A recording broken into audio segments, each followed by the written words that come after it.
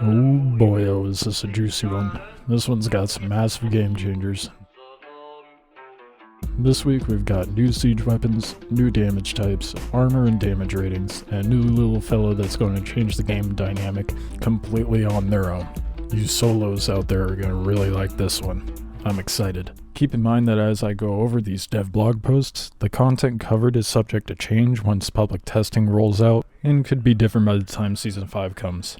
So be sure to subscribe to keep updated on dev blogs and what changes in the public testing.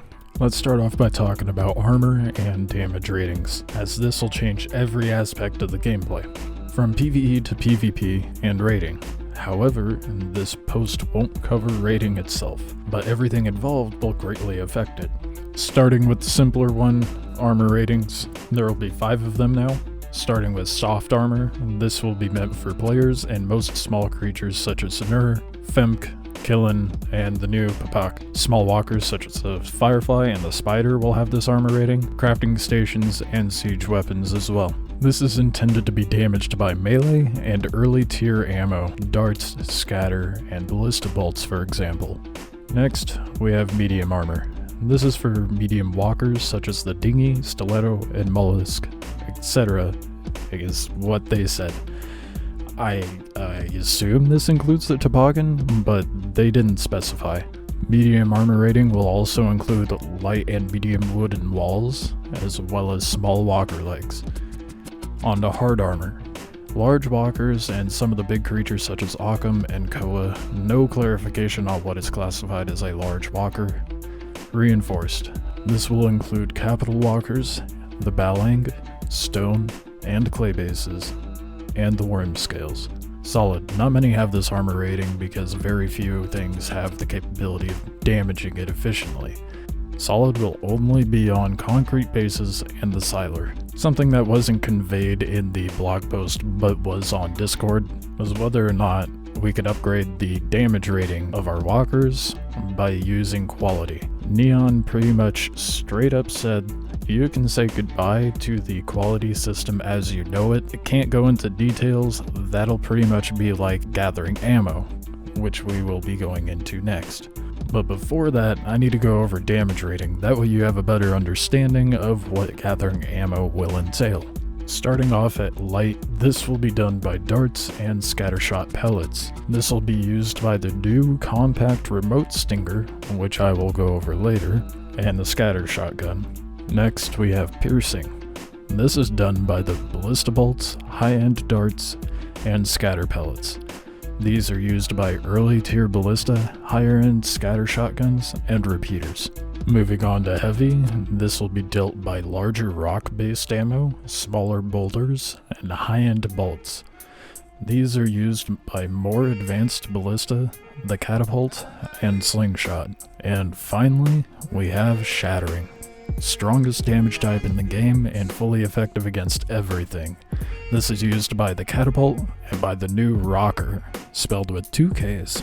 Early on in the game, ammo is at its weakest by being built by early game resources. Kinda like now, but it'll have a more robust system and serve a more intuitive design. So for example, darts will never have shattering damage. They start with light damage, and if crafted with finer materials such as ceramic or iron, they will upgrade to piercing. For example, explosive darts will say light fire, even better, piercing explosive for bigger bomb ammo that'll do shockwave damage. You'll see this listed next to the damage rating. There won't be a situation in progression where you will be outclassed by weapons. The players going for the same loot will have similar weapons, as well as the PvE enemies that you're going after, if not the next tier that you're needing. So you'll still have a fighting chance with more advanced ammo. For example, the rocker won't immediately outclass the ballista if you have bolts that do heavy damage. So enough about ammo, moving on to weapons. We have new weapons, as you heard me list them earlier.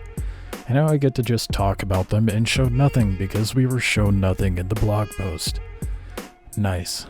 My guess is they don't have solid assets for them quite yet, so that's why they're not showing anything. There's a couple things I'm about to show you that they don't have final assets for, but we'll talk about those in a minute. Let's talk about the Stinger. It'll be a deck edge built weapon that's controlled by the driver. So the driver will have more options in combat to be able to do something other than shoot behind them. That'll be nice. And then we have the rocker.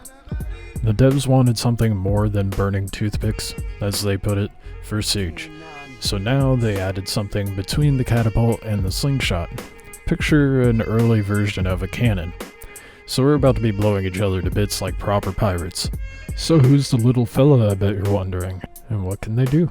This is not Larry's final look, but it's functional for now.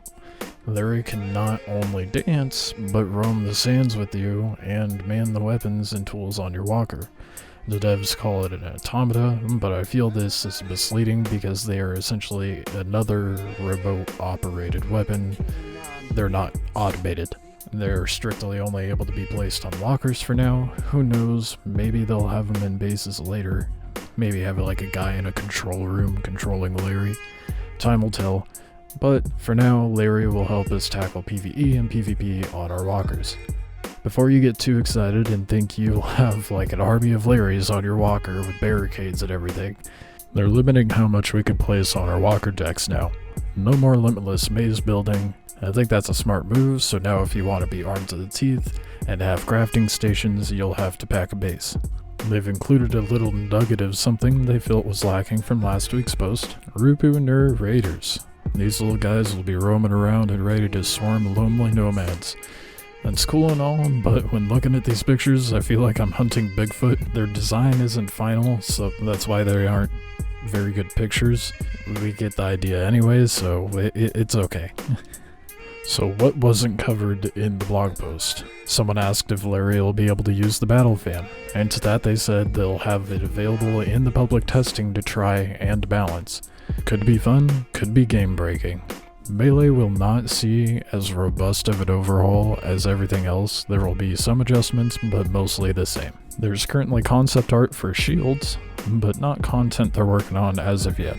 And speaking of concept art, they were asked about the obsidian armor they hinted at last year and whether it was going to be a reality. They told us that it's in its finalized concept art, they just aren't working on it right now. It's not going to be content included in Season 5. The bug of people slipping into Xyler cockpits is patched on their end, but not on official yet, unfortunately, because that's a really bad bug. So hopefully, we get to have that in public testing. There was a question regarding chats not liking how logging out, walkers, and traveling were so closely connected. Is that going to be addressed? Apparently they have something in the works, and it's experimental at the moment, but we don't know what that entails. To add to this, a suggestion was made so that players only have a personal walker they can lobby. Clan walkers have to stay on tile in this scenario. I think this could be a good route to go, as it will force people to bring walkers out and do more walker PvP. This caught Neon's attention, so who knows what may become of that. They do take a lot of player feedback into consideration. And the final thing, some of you may be wondering, the old nomads from like 2019 when there was a tease of frozen tiles discussed in the Discord. They're still coming. I still have plans for it. Well, that's it for this week. Catch me live on Twitch and join my Discord to talk Season 5 or find someone to play with. Thanks for watching and make the most of your day.